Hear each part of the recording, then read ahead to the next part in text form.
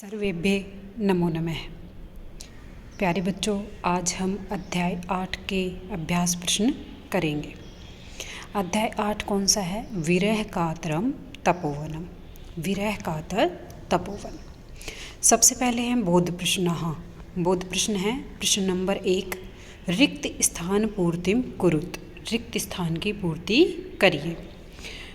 हला शकुंतले परिधतस्व। क्या पूछा गया इसमें कि हे सखी शकुंतला, परिधतस्व यानी पहनो। क्या पहनो? क्षोम युगलम, तुम्हारे कपड़े के जोड़े हैं उनको पहनो। तो इसमें आ जाएगा क्षोम युगलम। फिर 2 है वत्से इतः अग्निम प्रदक्षिणी कुरुष्व, कि उनके पिताजी बोल रहे हैं कर्ण ऋषि वत्से, हे पुत्री, इतः इधर से अग्निम प्रदक्षिणी कुरुष्व, अग्नि को प्रदक्षिणा प्रदान करें। फिर प्रश्न नंबर 3 है सा एव इयम पतिगृहम याति। यह पतिगृह जा रही है, याति यानी जा रही है। सर्वई सभी लोग अनुज्ञायताम, अनुज्ञा प्रदान करें यानी आज्ञा प्रदान करें। कौन पतिगृह जा रही है? शकुंतला जा रही है, इसलिए शकुंतला की जगह क्या है? सा। वह पतिगृह जा रही है, याति सर्वे सभी लोग, अनुज्ञायताम आज्ञा प्रदान कीजिए। अब प्रश्न नंबर 4 देखिए। हला अनुसूये एषः द्वयोर्युव्यो ननु हस्ते निक्षिप्तः, कि हे सखी अनुसूया, कौन कह रही है? शकुंतला कह रही है कि हे सखी अनुसूया, एषा यह द्वयोर्युव्यो तुम दोनों के, ननु हस्ते हाथ में, निक्षिप्ता सौंप रही हूँ। यानी क्या सौंप रही हूँ? ये वनलता और ज्योत्सना है, उनमें पानी देने की बात हो रही थी, तो बोल रही है कि अब मैं ये जिम्मेवारी अनुसूया और प्रेमवदा तुम दोनों सखियों को सौंप रही हूँ। फिर प्रश्न नंबर 5 है वत्से अलम रुदितेन, रोना बंद करो। हे पुत्री, रोना बंद करो। स्थिरा भव, स्थिर हो जाओ। इतः पंथान आलोक्य, इस तरफ से रास्ते को आलोक्य देखो। अब प्रश्न नंबर 2 देखिए। कह कम कथ्यति, कौन और किसको कहता है, यानी कौन कहता है और किसके प्रति ये बात कहता है, कथन कहता है, वो बताना है हमें। जैसे यथा उदाहरण देके बताया है, सम्राजम सुतम आपनोहि, आप अच्छा साम्राज्य और पुत्र प्राप्त करें। ये किसने कहा? तो ये कण्व ने कहा। और किसको कहा? शकुंतलाम, शकुंतला को कहा। इसी प्रकार भगवन इमे स्मः, भगवन ये हम हैं, ये किसने कहा? कश्यप ने कहा। और शकुंतलाम, शकुंतला को कहा। तात लता भगिनीम वन ज्योत्सनाम आमंत्रिष्ये, कि हे पिताजी, लता बहन और वन ज्योत्सना को भी आमंत्रित कर लो। ये शिष्या ने कहा। और किससे कहा? कान्व से कहा। कौन है खलवेश है में वस्त्रे सज्जते है, कौन है जो मेरे वस्त्रों को पकड़ रहा है या खींच रहा है या सज्जा कर रहा है? ये शकुंतला ने और कण्व से कहा। निर्वतस्त्व तावत, जब तक आप इन्हें धारण कीजिए। ये शकुंतला ने और मर्ग सावकम यानी मृग का जो बच्चा है उसे कहा। जाते एतत् सर्वम अवधार्य, पुत्री यह सब धारण कीजिए। ये गौतमी ने कहा। और किसको कहा? शकुंतलाम, शकुंतला को कहा। तात माँ अति मात्रम मम करते उत्कंठस्व, ये किसने कहा? शकुंतला ने कहा। और किसको कहा? कण्व को कहा कि मेरा गला है वो बहुत ही ज़्यादा भर रहा है।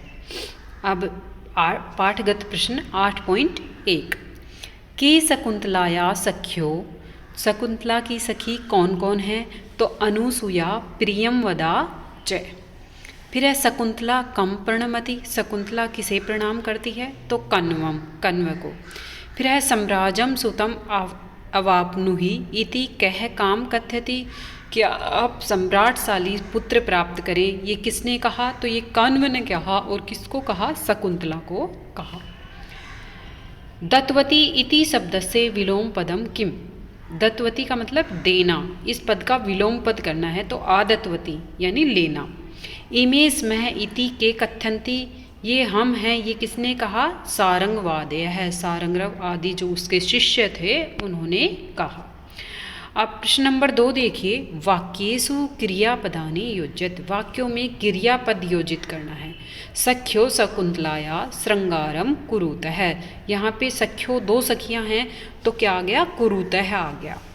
इसी प्रकार शकुंतले सोमयुगलम परिधतस्व, कि हे शकुंतला कपड़ों के जो जोड़े हैं वो धारण कीजिए।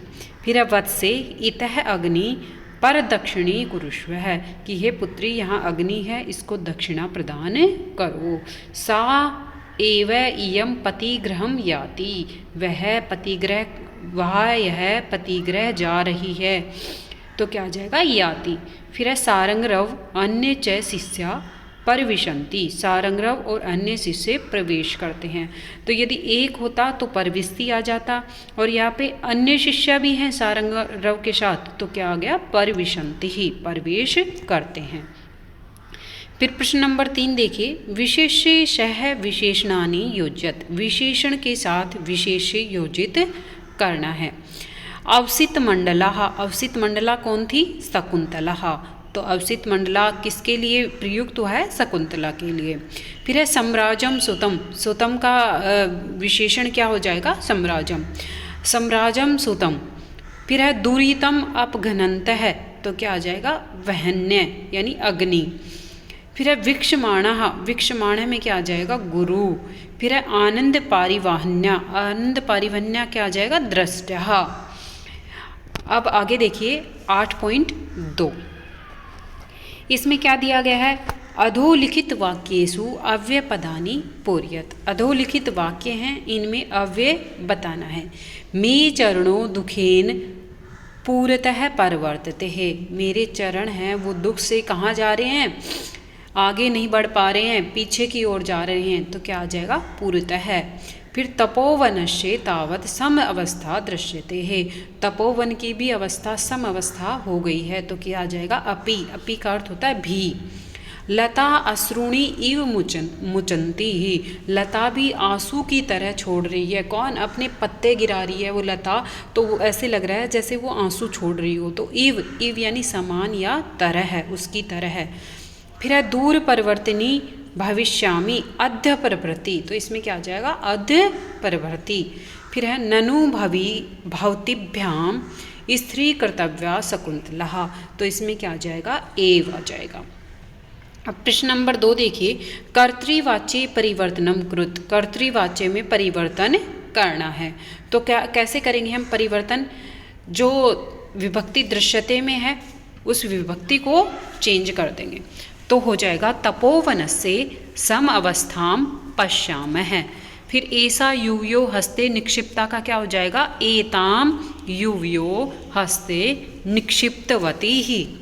इसी प्रकार आगे आ जाएगा अयम जन है कस्य हस्ते समर्पित है, तो आ जाएगा भवती इमम जन है इमम जनम कस्य हस्ते समर्पितवती ही।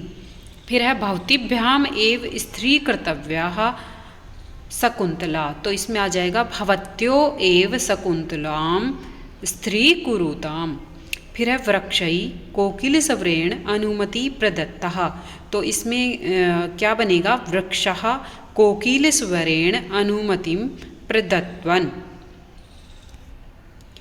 फिर प्रश्न नंबर 3 देखिए, अधोरेखांकितानि सर्वनाम पदानि कस्य स्थाने प्रयुक्तानि, जो अधोलिखित यानी जो नीचे लिखे गए हैं, रेखांकितानि यानी रेखांकित पद, जिन पे रेखा लगाई हुई है, लाइन लगाई हुई है, उनका सर्वनाम पदानि कस्य स्थाने प्रयुज्यति, उन सर्वनाम स्थानों के पद पर कौन किसका नाम आएगा वो प्रयुक्त करना है। चरणों में दुखेन पुरतः परिवर्तते है, चरण यानी पैर में मेरे दुखेन दुख से पुरतः परिवर्तते पीछे की ओर चल रहे हैं, तो ये शकुंतलाया करते शकुंतला के लिए प्रयुक्त हुआ है में।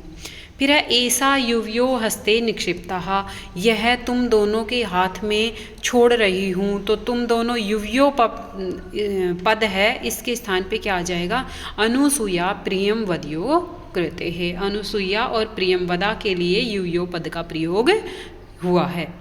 फिर है कै नु खलु एषः मे वस्त्रे सज्जते है, कौन है जो मेरे वस्त्रों को खींच रहा है, एषः यानी यह, तो इसलिए मृग शावक आए, मृग शावक के लिए यूज हुआ है, प्रयोग हुआ है। अयम ते पुत्र इव वर्धित है मृग है, यह तुम्हारे पुत्र के समान बढ़े गए मर्ग हैं, तो ये शकुंतलाए कृते, शकुंतला के लिए प्रयुक्त हुआ है। फिर है त्वाम तातः चिंत्यसी चिंत्यति ही, यानी चिंतिष्यति क्या होता है कि ये तुम त्वाम तातः तुम्हारे पिता अब तुम्हारे बारे में सोचेंगे, तो ये त्वाम यानी तुम्हारे बारे में, ये किसके लिए हुआ है, मृग शावकाय, मृग शावक के लिए प्रयुक्त हुआ है। अब पाठगत प्रश्न 8.3 अधोलिखितानि यानि क्रियापदानि लोट लकारे सन्ति तानि रेखांकितानि कुरुत।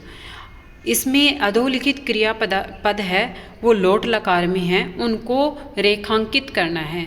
तो लोट लकार के शब्द रूप मैंने आपको करवाए हैं, धातु रूप करवाए हैं धातु रूपाणी में, तो आप वो लोट लकार का वीडियो जरूर देखना, पठ धातु लोट लकार का, तो आपको समझ में आएगा लोट लकार के रूप कैसे चलते हैं। पठतु पठताम पठंतु, पठ पठताम पठत, पठानी पठावे पठामे। इसी प्रकार पठ धातु में ये आलोक्य आ जाएगा, अवधारी आ जाएगा, शुश्रूष्व आ जाएगा, निर्वत्य आ जाएगा, उत्कंठस्व आ जाएगा और संतु आ जाएगा। ये सारे क्या हैं, लोट लकार के रूप हैं।